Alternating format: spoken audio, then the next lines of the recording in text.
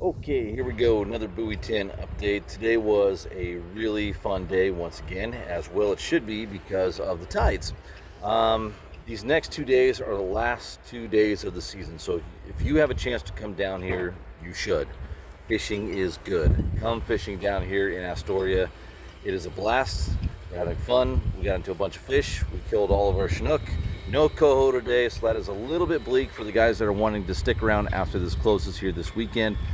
Just not seeing many coho here in the system. We only had one coho today, one coho yesterday, and that's pretty limited. However, I am fishing upriver, and I do know some guys that are fishing down near Buoy 20, Ilwaco on that incoming tide. They're finding a few more coho, so that's great. That's really good to hear.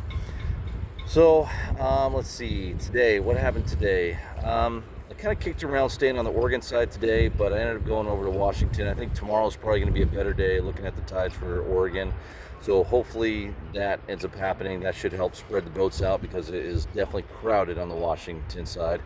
But again, today was one of those days where you really had to chase the fish. These fish were going up and down river quite a bit on these smaller tides, and it almost seemed like these fish on the outgoing tide were starting to push into it and actually starting to make their way upriver, which is pretty common because as we get into these smaller tides, they'll start to stack up around Tongue Point and the upper ditches on the Washington side. So it seems like they're starting to transition from that salt water to that warmer fresh water to make that run upriver to the guys in Longview, up to Bonneville, and then on upstream. So today on the outgoing tide, it was going out 4 miles an hour, and when I was finding these groups of fish, it seemed like they kept creeping upriver.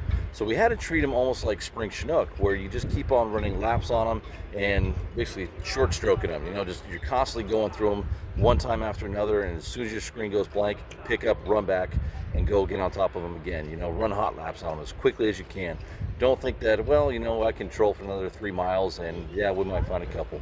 The best thing to do is just keep on running those short laps when you find fish to get your numbers up and find the quality fish that you're looking for. Again today, Green Machine was on fire this morning, and then as the day went on, Red October caught up, so that's great. Still running the anchovy rigs. Nothing's really changed. Honestly, I got a really good program I feel really confident in. I don't want to mess it in. I'm a spinner guy through and through. Man, I absolutely love catching Chinook on spinners. I love the bite, just that hard, just hammer down, just line ripping. I love that. But right now, I'm not changing anything. It's working. And I'm happy with the results that we're getting here these last 4 or 5 days, so I cannot change anything right now, especially with just 2 days left. It's kind of a shame, honestly, because in years past, I've been able to play around with a lot of different techniques, a lot of different colors, a lot of different presentation types, but that's just not, I don't feel comfortable doing that this year with just such a short season. We missed a whole 14 days on the front end. I'm missing a whole another 10, 12 days on the back end. So it's working now. I'm not changing it. Tomorrow, the tide's going to be coming in, so I think what I might do is maybe start on the Oregon side and come up the green line up through the tanker, see what I see. But there's definitely quite a few fish down around Hammond and Checkerboard and the Fort. So tomorrow's a new day. Yesterday compared to today was quite a bit different, just where the fish were located and how long they stayed in one spot. So you just need to be versatile. Keep on your toes, watch for the nets, watch for other anglers catching fish, and pay attention to your electronics as far as the water column. On the first part of the outgo, we were catching them pretty shallow in that 20 to 30 feet of the water column.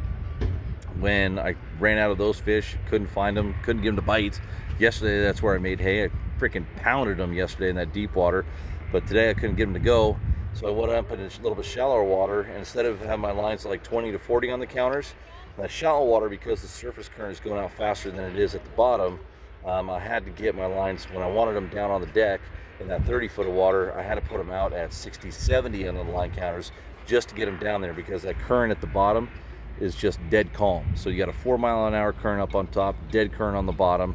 So you got to let out a little bit more line to get down there to find those fish, to keep your gear at the depth where those fish are at. So again, attention to details. Hopefully the next few days are fun. I'm going to start getting my gear ready for, guess what? Going upriver already. Time to get out the skateboards and the spinfish. All right, we'll see you guys tomorrow. Later.